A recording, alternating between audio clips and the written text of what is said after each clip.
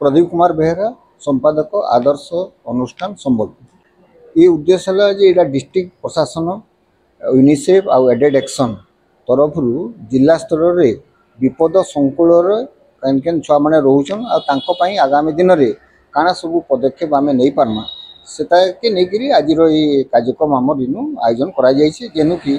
आमर government official line department ICDS सब madams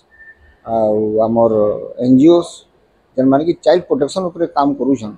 से ये कार्यक्रम अंतर्भुक्त कराजे आमर विपद संकुल जेन केते छुआ अच्छन केन कैटेगोरी के छुआ ड्रॉप आउट अच्छन के सिंगल पेरेंट्स अच्छे के डिजेबल अच्छे विभिन्न स्तर जेन सब अच्छन अच्छन तांकर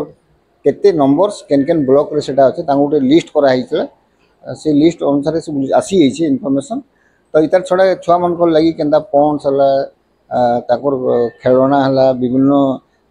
रास्ता हला तांकर पाल्टिबार लगी विभिन्न जगह केंदा निरापद जगह हबा तांकर लगी काउंसलिंग करा जिबा आजीविकाटा केंदा रेगुलर चलबा तो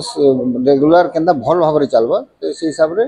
कार्यक्रम रे विभिन्न विभाग रो विभिन्न जेन माने उपस्थित अछन तांकर सूची मतामत देछन एटाके नेकिरे आगामी दिन रे